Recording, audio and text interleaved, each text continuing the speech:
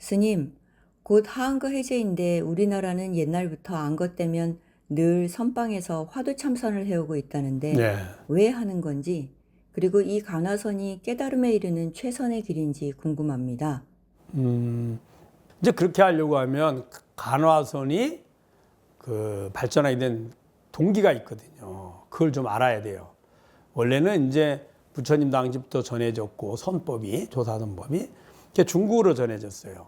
근데 부처님에서 중국어로 즉 달마대사가 전할 때까지는 주로 그 조사선을 통해서 자성을 깨닫는 방식이 어떤 거였냐면 부처님의 경전을 통해서 부처님의 가르침을 통해서 참고해서 자성을 깨닫는 방식이 주로 있었어요. 그리고는 깨달음을 설명할 때도 부처님의 경전의 근거에서 설명을 주로 했어요.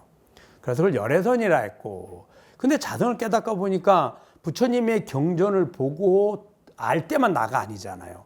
일상에서도 나잖아요.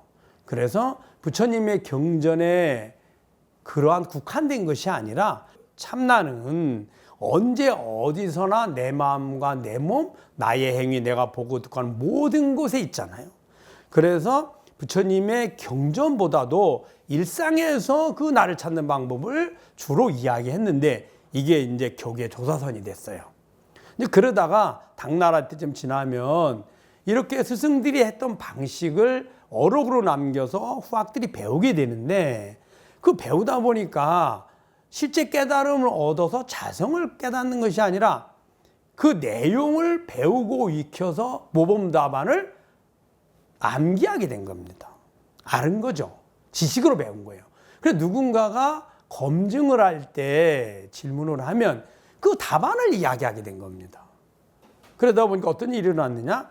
깨달음을 얻었다면 이미 그 사람의 삶이 변화가 일어나거든요.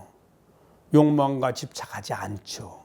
그래서 특히 몸에 대한 집착, 내 것에 대한 집착, 명예에 대한 집착을 놓게 되고 저절로 자비심이 우러나는데 실제 삶은 그렇지 않고 입으로는 깨달음을 얻었다는 선지식들이 도처에 생겨났습니다. 어떻게 된 거냐? 모범답안을 암기해서 사량분별로 이해해서 그걸 해오라 그러는데 알았다고 생각한 거예요. 그래서 뜻있는 수행자들이나 뜻있는 그 재가의 불자들이 그건 맞지 않다. 입으로만 한다 그래도 구두선이 됐어요.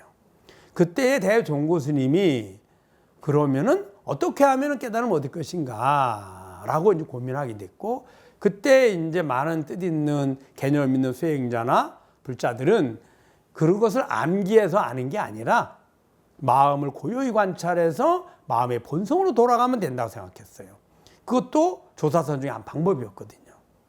그랬는데 그렇게 또 마음을 고요히 해서 관찰하다 보니까 깨달음보다는 마음을 고요히 하는데 더 집착을 하게 됐고, 그래서 선정을 구하게 됐고, 선정에서 무심정을 구하는 것이 해탈열반이라고 착각하게 된 거예요.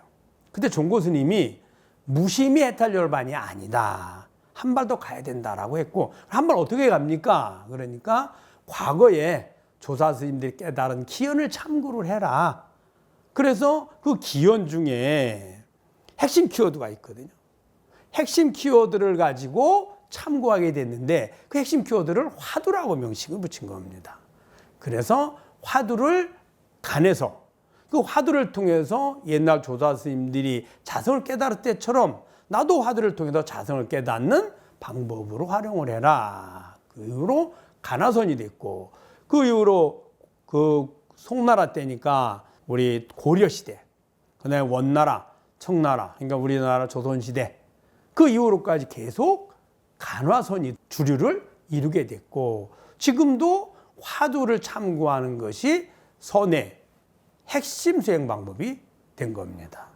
그러면은 꼭 화두를 해야 되느냐? 그렇지 않습니다.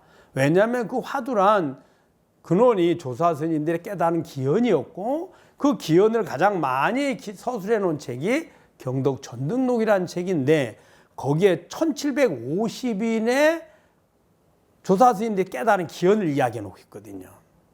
선지식들의. 그러면 그 중에 이제 다는 아니고 그 중에는 그냥 이름만 있는 분이 있지만 중요한 분들은 스승과의 어떻게 깨달음을 얻게 됐는지를 서술을 해놨는데 간략하게 그것들을 다 화두가 되는 거죠. 전체가.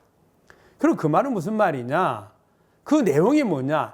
일상생활에서 행주자, 어묵, 동조, 일체처, 일체시에 내가 생활할 때 보고 듣고 하는 주인이 누구인가를 이야기한 겁니다. 그러면은 화두가 아니더라도 지금 내가 보는 주인 나잖아요. 화두를 통해서 조주 무자를 통해서 깨달음을 얻어도 그걸 통해서 자성을 깨닫는 것이고, 지금 내가 이 방송을 보고 듣고 하는 주인 누구지? 라고 해서 돌아가면 나로 돌아가거든요. 귀로 들어오고 눈으로 들어오고 그 정보를 내가 읽어내는 거잖아요.